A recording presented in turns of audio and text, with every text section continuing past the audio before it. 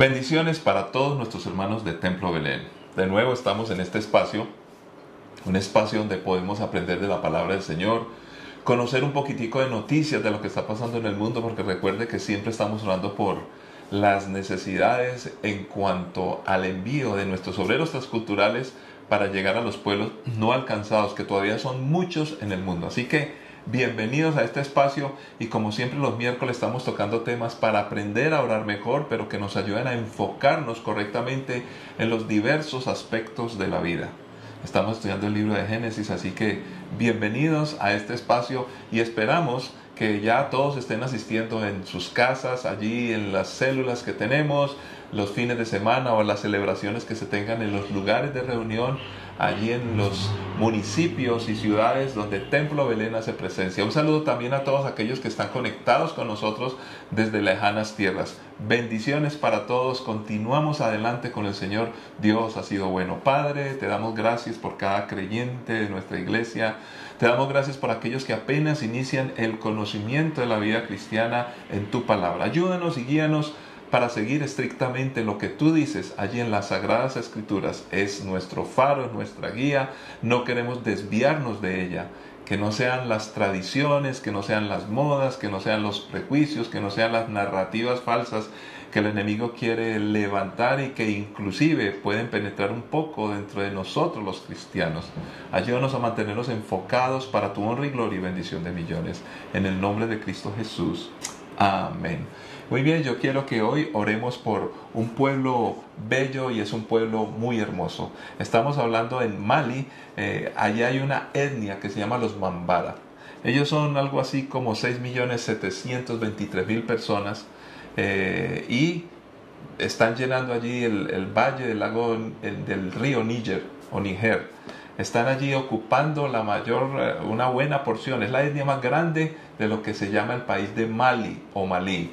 Allí en el desierto del Sahara también, este río lo conozco, un río muy importante porque estamos hablando del desierto, pero hay un río que cruza y allí pues viven los Bambara. Ellos tienen animales, les gusta la cacería. Los niños trabajan desde muy temprana edad porque tienen el concepto de la economía de la casa. Es muy interesante, no es como ponerlos a trabajar en las calles, aunque en las ciudades sí se aparece algunas dificultades y problemas. El Islam es la religión más grande entre ellos. Estamos hablando de un porcentaje bastante alto, del 91%. Se cree que más o menos hay 4.000 creyentes. Entonces, el Islam está haciendo algo por tomar a los niños e impartirles la creencia. Allí están las madrazas, en fin, hay un montón de circunstancias y situaciones que envuelven a esta nación. Allí se está predicando el Evangelio, y allí tenemos obreros transculturales de muchos lugares del mundo donde estamos compartiendo el mensaje de nuestro Señor Jesucristo. Oramos por ellos para que tengan sabiduría, para que puedan encontrarse con nuestro Señor Jesucristo. Es interesante notar que aunque son musulmanes en su mayoría y el Islam no cree en otros dioses, ellos mezclan sus creencias antiguas de sus ancestros. Por ejemplo, creen mucho en los espíritus guías de las familiares que ya murieron. Entonces es una mixtura, es una mezcla que es muy común en estos pueblos. Así que oremos para que Dios les pueda revelar con el poder del Espíritu Santo quién es Jesucristo, pero que sean los cristianos, por supuesto, los que entren en contacto con ellos y puedan rescatar sus vidas. Padre, oramos por los Bambara, Señor.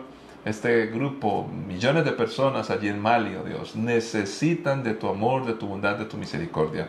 Oramos para que nuestros obreros transculturales puedan tener un foco preciso, claro, puedan tener la sabiduría suficiente, la estrategia para llegar. Toca los corazones, guarda a los niños, oh Señor.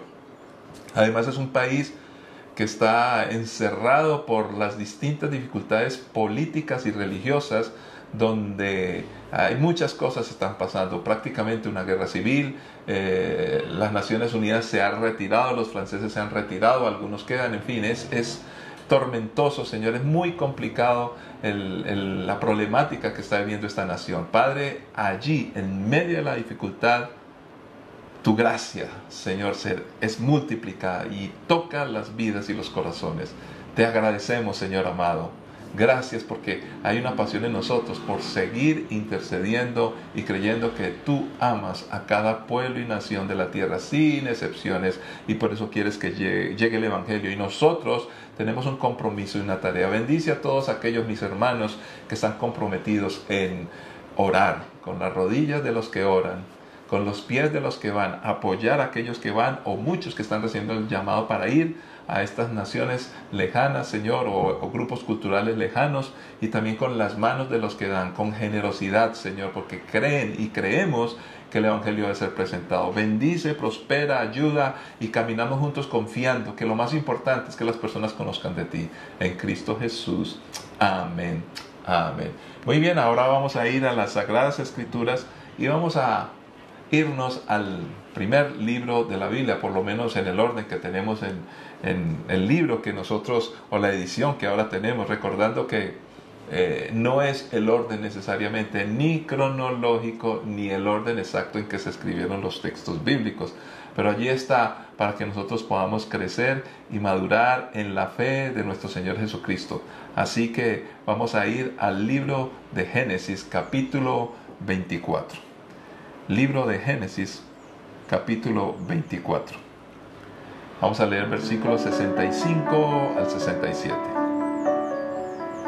¿Quién es ese hombre que viene a nuestro encuentro, caminando por los campos?, preguntó al siervo, y él contestó, es mi amo. Entonces Rebeca se cubrió el rostro con el velo, y el siervo le contó a Isaac todo lo que había hecho. Luego Isaac la llevó a la carpa de Sara, su madre, y Rebeca fue su esposa. Él la amó profundamente, y ella fue para él un consuelo especial después de la muerte de su madre. Padre Santo, es tu palabra, y como siempre, con suma urgencia la necesitamos. Guíanos para entendernos un poquitico más. ¿Cómo somos nosotros los seres humanos? Las historias bíblicas reflejan la realidad inevitable de lo que realmente somos, de nuestra naturaleza humana contaminada por el pecado, por la desobediencia y por olvidarnos de ti, oh Dios. Por aquí tratamos de recuperar ese espacio, Señor, en tu presencia, porque entendemos que por Jesucristo podemos llegar al trono de la gracia, y cuando aceptamos a Jesucristo podemos tener acceso a ti, oh Padre. Y tú nos has dejado la palabra que con el poder de tu Santo Espíritu empieza a iluminar nuestros corazones. Ayúdanos para que no estén esas distracciones que suelen existir en medio nuestro, evitando o impidiendo, Señor, más bien que nosotros conozcamos más de ti, que lleguemos a una madurez. Por eso, gracias, Señor, en el nombre de Cristo Jesús. Amén. Amén. Qué interesante es poder notar que las historias bíblicas precisamente están allí en la Biblia para que todos nosotros de una u otra manera conozcamos que Dios lo ha diseñado todo de tal forma que nos conoce también, lo demuestra en la palabra. Entonces todas las historias bíblicas, a pesar de muchas cosas que nos parecen terribles, precisamente como consecuencia del comportamiento del hombre se ha llegado a ese estado. Y es por eso que es muy importante entender que la Biblia tiene historias donde pasan cosas no que Dios aprueba, sino que Dios permite que se escriban y ordena a los escritores de la palabra que lo registraran, lo ordenó para que nosotros no tengamos que repetir los mismos errores. Allí podemos encontrar la naturaleza nuestra, cómo el pecado ha destruido y sigue destruyendo a la humanidad. Y podemos entender entonces, en la medida que profundizamos en las Escrituras, que el mundo sigue siendo prácticamente el mismo, es igual. Cambian las formas, cambian las metodologías, cambian las épocas, cambian un poco las costumbres, pero en esencia el problema del corazón del hombre se ve reflejado en cada historia bíblica. Lo mejor es que en cada una de estas historias también hay una oportunidad para conocer cómo la gracia de Dios se manifiesta en bendición de todos nosotros los seres humanos. Las costumbres, por ejemplo, suelen representar algunas cosmovisiones, o la cosmovisión, la manera en que vemos el cosmos, la vida, el mundo, hasta que se convierten en expresiones culturales tan fuertes que muchas veces se olvida su origen de ideas o de por qué surgieron y ahora en sí mismas se vuelven una costumbre que se tiene que seguir porque es la cultura, pero no tienen una conexión con el sentido de la vida y el por qué existimos y el por qué somos. Entonces podemos encontrar que lo que el hombre llama la epistemología, eso, encontrar el conocimiento, el porqué de las cosas y poderlo explicar de una manera ordenada, pues se va perdiendo un poquitico en esto porque no conocemos cuál fue el origen de todas estas costumbres. Pero ahí es donde otras formas de estudio nos pueden ayudar y facilitar. Por eso cuando la gente habla de antropología, el estudio del hombre, no podemos sacar de plano del contexto la palabra de Dios. La palabra de Dios es uno de los textos más antiguos, si no decir el que más, donde están historias que nos empiezan a mostrar los comportamientos del ser humano, y eso nos ayuda a establecer correctamente qué pasa. Y lo más importante es por qué estamos aquí, quiénes somos. Cuando se habla de la ontología en la filosofía, el estudio del ser, por qué el hombre existe y para qué estamos. Entonces miremos, aquí estamos hablando y concluyendo el capítulo 24 de la historia cuando Abraham envía a un hombre, a un siervo, para que le consiga esposa a su hijo Isaac. Se encuentra con Rebeca y ya de regreso encontramos que se casan efectivamente. Pero es importante que allí, en esa historia, en ese último versículo, esos últimos versículos del capítulo, encontramos unas realidades que no podemos evitar estudiar. ¿Por qué? Porque empezamos a notar los grandes problemas que tenemos hoy, por ejemplo, con los hijos y con la educación en general en los hogares. Por ejemplo, vayamos por partes. Aunque Rebeca cubrió su rostro en señal de modestia y de respeto, en años posteriores la mujer hebrea normalmente no usaba velo. Entonces aquí empezamos a comprender que muchas acusaciones que se le hacen al cristianismo, de poner a la mujer en un segundo plano, de ocultarla, de querer mantenerla como detrás de un velo, eso es una interpretación más amañada a las ideologías que quieren acusar de cualquier cosa al cristianismo que a la realidad. De hecho, nos dice la historia que cuando ella se dio cuenta que venía el joven, entonces ella se cubrió. Quiere decir que venía con este hombre, el siervo de Abraham, y sin embargo ella estaba descubierta. Es bien interesante empezar a notar esto. También encontramos que en el caso de Abraham aparece que la muchacha era muy hermosa cuando en el capítulo 24, versículo 16, nos dice que el siervo notó su aspecto físico, o sea que ella no estaba cubierta. También pasa anterior lo que pasó con Sarai, o con la esposa de Abraham, Sara, donde otros pueblos y otros reyes vieron, oh, esta mujer es muy hermosa, y entonces Abraham por miedo dijo, no, ella no es mi esposa. ¿Pero por qué sabían que era hermosa? Porque le conocían sus rasgos físicos. Entonces, hay muchas más historias. Por ejemplo, el caso de Ana, cuando estaba orando en el templo, y dice que el sacerdote, Elías estaba allí mirando, pero tú ¿por qué pareces como borracha ahora? ¿Por qué? Porque ella balbuceaba. ¿Cómo él supo que ella balbuceaba y que no tenía como unas palabras? Parecía borracha porque él estaba viendo el rostro. Entonces, todas estas cosas son importantes para entender. Fíjese que precisamente el cubrirse era un símbolo cultural de mucho respeto. Hay que entender estas culturas. Encontramos, y habíamos concluido en una enseñanza anterior, que esta historia es interesante precisamente porque esta mujer, Rebeca, viene de un hogar con carácter, donde le preguntan a ella, ¿tú quieres ir? Ella dijo, yo quiero ir. ¿Te atreves? Yo me atrevo. Donde los hermanos también reconocen, bueno, hay muchas cosas interesantes que ya analizamos, pero se encuentra con un hombre donde lo último que se define de él en este capítulo es que la recibe como mujer, se casan, la lleva a la tienda de su mamá y luego él se consuela de la muerte de la mamá. Para entender un poquitico mejor esta historia, debemos de repasar cómo eran las costumbres que hasta aquí se conocen de las bodas del pueblo hebreo. Normalmente hay muchas pistas en la Biblia, no lo vamos a narrar todas hoy, pero básicamente, ¿qué consistía? El hombre estaba con sus amigos y él escogía a una persona, a un hombre que negociara los aspectos de la dote y muchas cosas para poderse casar con esta mujer. Luego ellos iban a buscar a la novia a la casa de paterna o la casa de la novia, básicamente.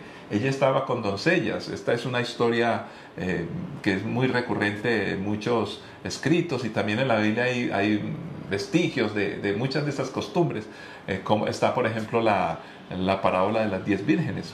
Entonces, con las mujeres, la novia esperaba que el novio viniera. Por eso aparecen todas estas costumbres. Luego que se encontraban, ellas salían, no se quedaban en la casa, se encontraban e iban a la boda. Y la boda, el centro de la boda, el lugar podía ser una fiesta hasta 7 días. Y en el centro de toda esta fiesta había una carpa nueva. Y era la carpa donde iban a vivir los nuevos esposo y esposa. Era la casa para estrenar. Pero en este caso notamos con extrañeza que la casa a la que llevó Isaac a su esposa, a Rebeca, la tienda donde la llevó, no fue la tienda nueva, que era la costumbre, sino que le llevó a la tienda de su madre, Sara, que ya había muerto. ¿Por qué? Entonces encontramos aquí, comenzamos hablando del velo, que indica respeto. El respeto que ella aprendió a tener, pero era una mujer de carácter, y vamos a entender más adelante que toquemos historias de Rebeca, el carácter que ella tenía, fuerte. Pero encontramos a un hombre que a los 40 años todavía no se había casado, y que no había hecho duelo por la muerte de su mamá. Estaba paralizado en la vida. ¿Qué pasó? Entonces esta boda nos da una perspectiva, una idea de cómo iba a empezar el nuevo hogar y de dónde venían los contrayentes. Es interesante empezar a notar que todos estos detalles que aquí aparecen nos hacen preguntar, ¿para qué se casa uno? ¿Para huir? ¿Huir de una realidad que no es agradable? ¿Para consolarse porque hay tristeza, como el caso de Isaac? ¿O estamos en busca de faltantes? Por eso muchos hombres cuando se casan andan buscando, aunque les gusta una chica joven, bonita, hermosa, bueno, qué sé yo, y le ven cualidades, realmente lo que andan buscando es una mamá, porque ya la mamá no está, o porque la mamá no va a estar. Otros buscan estar con alguien para suplir la orfandad, porque han padecido el sufrir de padres ausentes que no están presentes. Entonces necesitan tanto afecto que no han recibido, que cuando alguien les propone, te amo, me eres importante, entonces corren a sus brazos, pero no entienden la finalidad y el objetivo de lo que es estar casados. ¿Cómo las personas llegan a entender lo que es el matrimonio y muchos otros aspectos de la vida? Pues vamos a mirar algunos estilos de crianza. Recordemos que la madre de Isaac fue una mujer que se llamó Sara. Y voy a hacer un repaso rápido. Sara no había creído a Dios ni a su esposo que ella sí podía tener hijos. Entonces estaba en una época en su vida donde ya no había esperanza. Y para las mujeres, en este caso muy importante, no el tener hijos como hoy lo dicen. No, es mucho más que eso. Tener hijos representaba ser fructíferos y la multiplicación de la familia, y la extensión del poder, la riqueza y la capacidad de poder seguir existiendo como clan. Y eso era muy importante. Para hoy muchas mujeres dicen, y está bien, dicen, yo tengo que ser profesional. ¿Pero por qué quieres ser profesional? Porque eso me da significado y los demás me van a decir que yo soy brillante. ¿O lo haces porque quieres bendecir a la gente? Si tú eres de los que dice, bueno, yo con mi talento y con mis logros, lo que yo quiero es ayudar a la humanidad, pues entonces déjame decirte que no estás nada lejana o lejano de realmente lo que Dios propuso. Cuando Dios le dice a Adán y Eva, fructificad y multiplicad, sojuzgad la tierra, era porque tenía la capacidad de bendecir a otros y de tener todas las cosas en orden para vivir en armonía. Qué interesante. Pero en este caso, como ella no creyó, se desesperó porque no tenía hijos y recordaba la promesa que Dios le había hecho a Abraham. En ti serán benditas todas las naciones de la tierra. Entonces, como no se pudo a la forma de Dios o notó que Dios estaba como demorado, cosa que nos pasa a todos, ella se apresura y utiliza formas que ignoran lo que Dios desea. Y busca a Agar, aunque siguió la costumbre que se tenía en ese tiempo y Agar la conocía. Esto es, que el marido se acostaba con una sierva.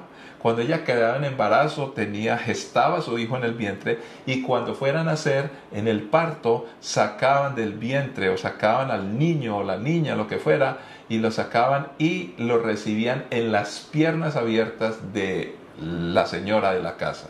Y cuando pasaba ese niño o esa niña a las piernas de la esposa, entonces ese niño o niña pasaba a ser el hijo, el heredero, la heredera o de la familia de aquellos que usaron a esta mujer sierva para tener hijos porque no podían. Hoy estamos hablando en términos, mira qué interesante, estamos en términos modernos hablando de gestación subrogada. La gestación subrogada o por sustitución. Popularmente muchos la conocen como maternidad subrogada o, suena más feo, vientre de alquiler. Este es un método de reproducción asistida caracterizado porque la mujer que gesta, o sea que tiene bebé en su vientre, no será finalmente, cuando nace el niño o la niña, no será madre de esa criatura. Esto es muy utilizado, pero es complejo, y dicen los que saben, desde el punto de vista ético y emocional. Por supuesto que en muchos casos que me ha tocado atender, de circunstancias, situaciones, es muy fuerte tener a una persona en el vientre, sentir sus pataditas, el pálpito, la palpitación del corazón, sentir que se mueve, todo esto, se genera un vínculo físico real que se siente y emocional. Y luego que nace, tener que despedirse. Esta idea rompe con la idea tradicional, dicen los que proponen esta forma de procreación, la idea tradicional de cómo se forma una familia. Ahora, ya suena eso de la idea tradicional como si fuera algo arcaico y que no sirve. Pero entonces, ¿por qué los problemas éticos y emocionales? ¿Para qué tenemos hijos?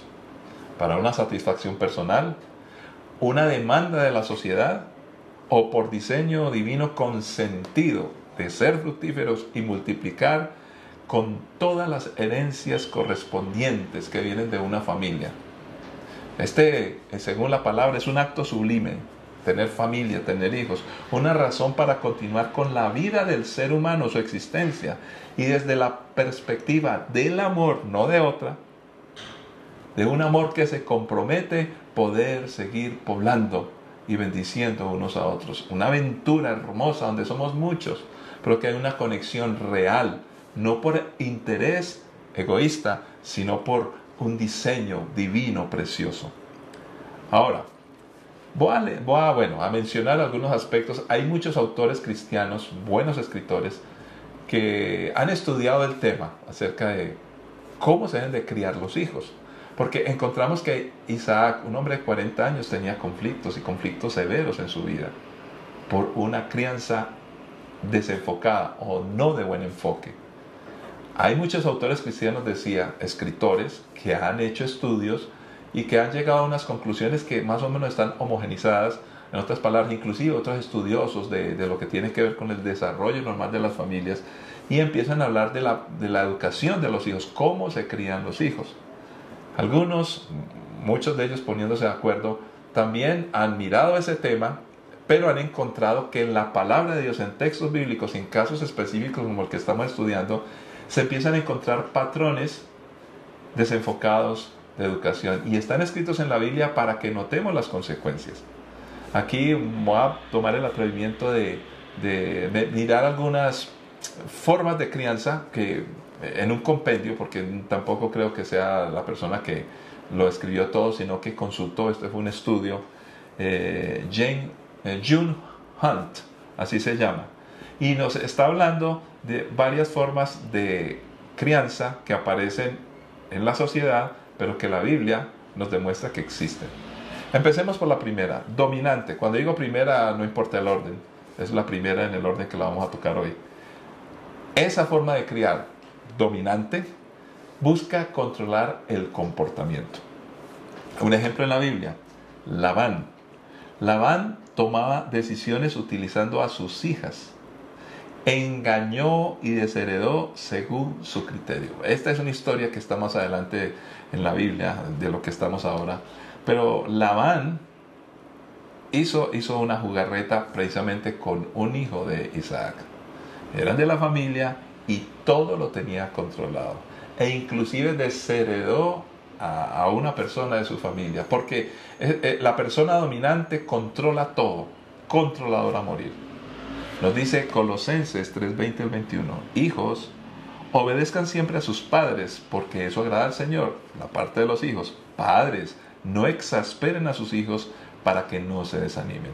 De plano, hay muchas cosas que podríamos decir, me tomaría mucho tiempo, pero cuando hay una educación dominante, se empiezan a generar muchos conflictos en los hijos que crecen en ese medio, esa forma, porque no saben tomar decisiones, por ejemplo.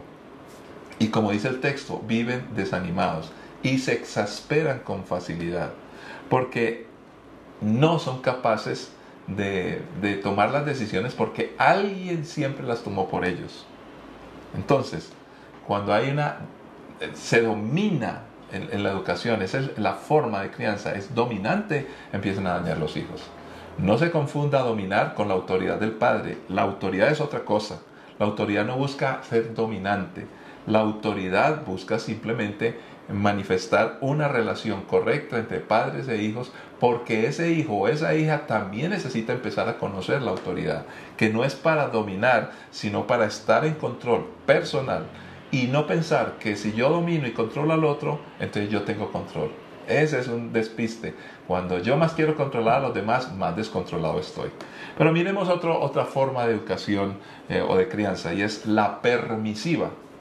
La permisiva busca controlar los sentimientos.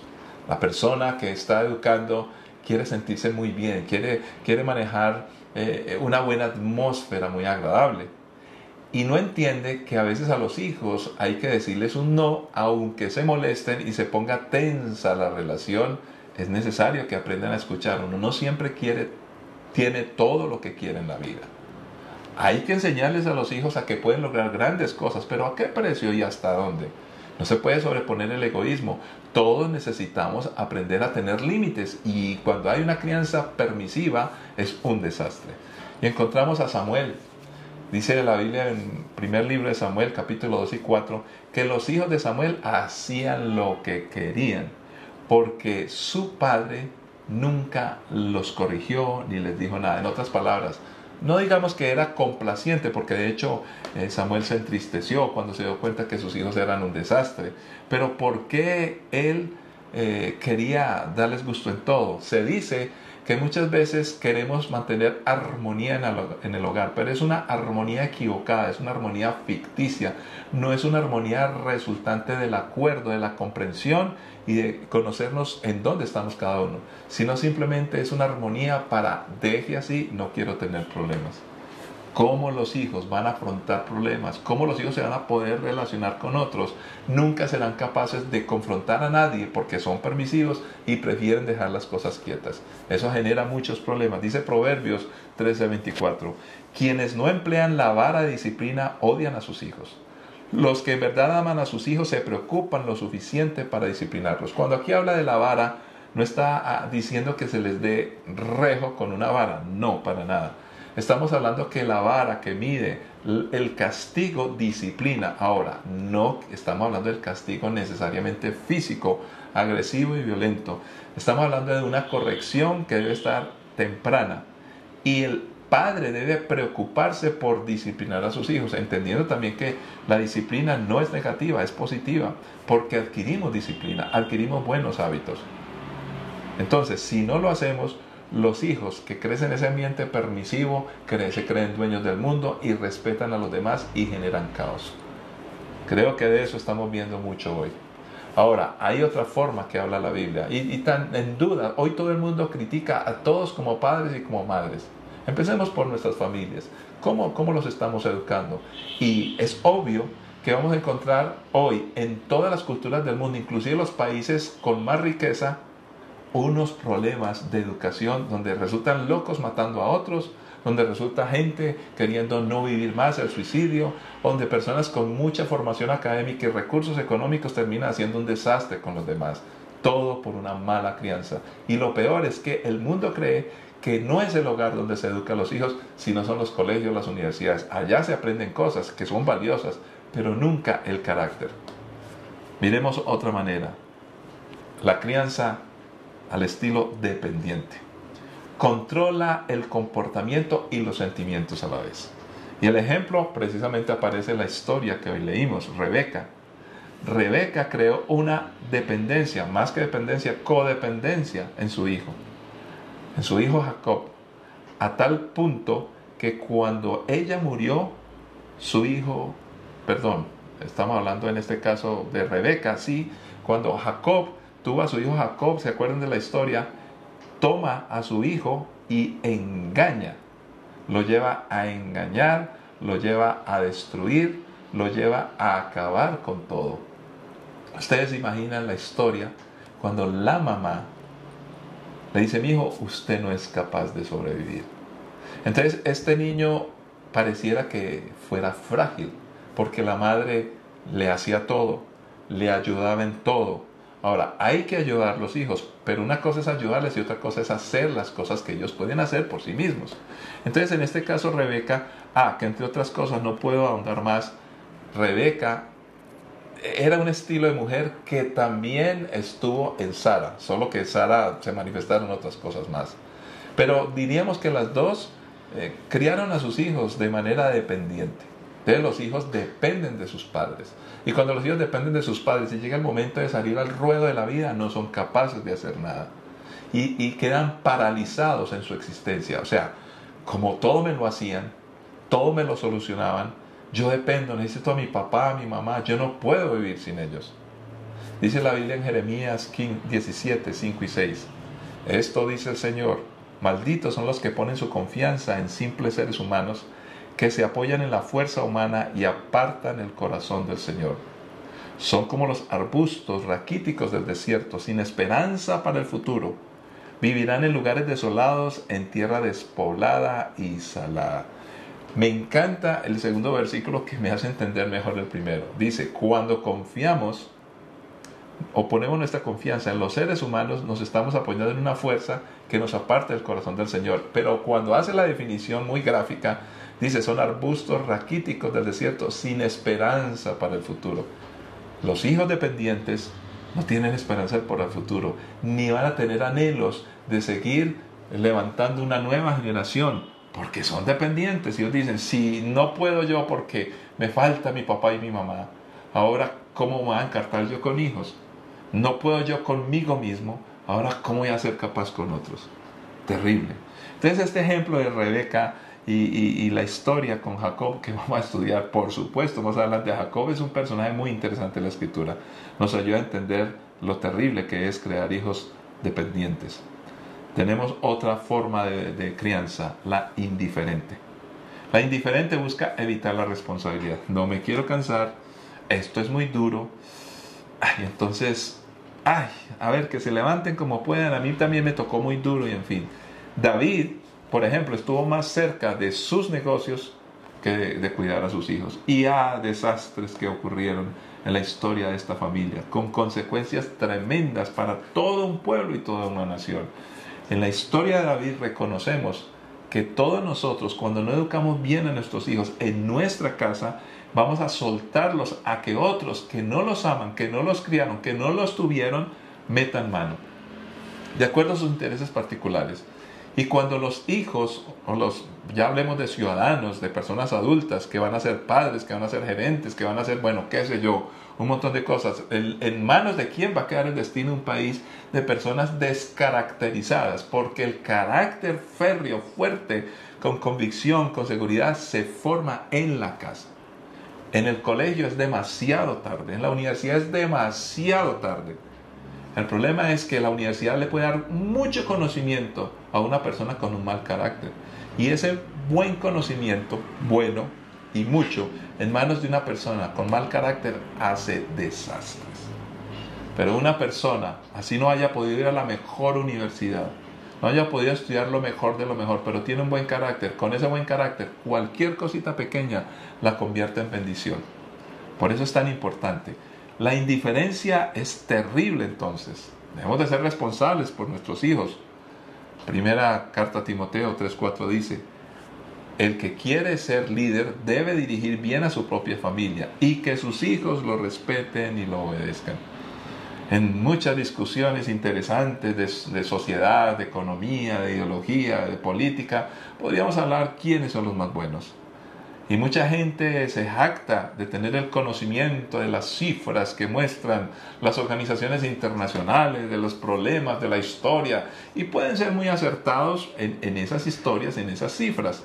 Pero yo me pregunto, si tanto sabes cómo dirigiste tu propia familia, tus hijos, cómo te relacionas con ellos, y con tu cónyuge, y cuando no son capaces de demostrar solidez en esa estructura familiar, qué pena, no les creo. Porque lo otro, las cifras pueden con todo. Y para una cifra, otra cifra. Para una investigación, otra investigación. Después de mirar este compendio, entendemos entonces el problema que se generó en Isaac. Y queremos concluir para orar y vamos a tratar en otra ocasión entonces cómo es una buena crianza, según las palabras que están escritas en el texto sagrado, la palabra de Dios, la Biblia. Aquí encontramos que Isaac tenía un problema de sustitución. Porque dice, cuando llevó a su esposa, ella debería llenarla como esposa. Pero dice, se consoló de la muerte de su madre. Ustedes saben que hablamos del complejo de Edipo, de Electra, bueno, en fin, de ese tipo de cosas que son interesantes. Pero miremos acá, este es bíblico. Ante faltantes, cualquier sustituto es importante. Y vamos a pensar en dos tipos de sustitutos. A veces son cosas. Entonces hay personas que no tuvieron a alguien o que les generó codependencia o sobreprotección, como también fue el caso de Isaac, y fue el caso también de Jacob en muchas circunstancias. Todo es que eso se hereda y ya va de una familia a otra familia. La sobreprotección, la codependencia, todo este tipo de cosas. Entonces eso nos genera unos vacíos tremendos y ante esos vacíos hay que llenarlos. Y esos faltantes se llenan a veces con cosas. La riqueza, el poder, el conocimiento. Las cosas tienen el problema de ser útiles cuando las administramos, pero cuando nos van a manejar a nosotros, no tienen sentimientos, no comunican.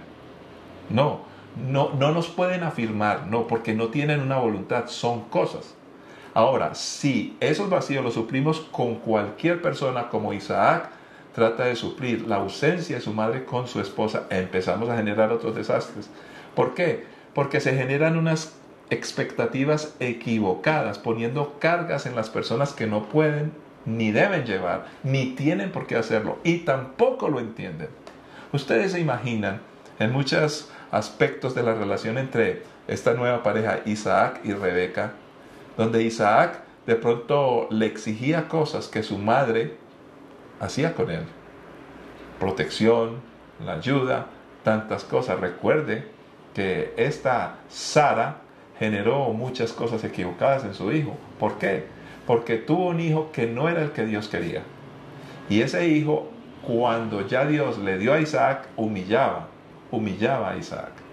Y la mamá de Ismael, antes de que naciera Isaac, humillaba a Sara. Y todos estos aspectos emocionales empezaron a formar parte de su carácter y la manera en que fue educado Isaac. Ustedes se imaginan cuando nació Isaac, ahora este sí es mi hijo, lo sobreprotegió. Entonces, por eso es que entendemos, Isaac no había hecho un duelo por la muerte de su madre. Su tristeza le había llevado a perder interés por la promesa. ¿Cuál promesa? A Abraham se le había dicho, en ti serán benditas todas las naciones de la tierra. Ya no quería ni tener familia, ni casarse, ni tener hijos. Su futuro, el futuro de toda una nación, la bendición de Abraham estaba en vilo ante la indiferencia. Las ganas de vivir se tienen que alimentar en la casa. ¿Cómo viven nuestros hijos? Y empezamos a notar, si nosotros mismos les hemos inculcado a nuestros hijos que el éxito de la vida, y esa palabra éxito, tengo dificultades con eso, una palabra muy corta como para llenar tantas cosas, la bendición, un poco más larga y un poco más abarcante. Si nuestros hijos no tienen claro esto, entonces ellos van a querer llenar con cualquier cosa. ¿Qué es lo que los mueve a ellos? ¿Cómo ellos creen que son alguien?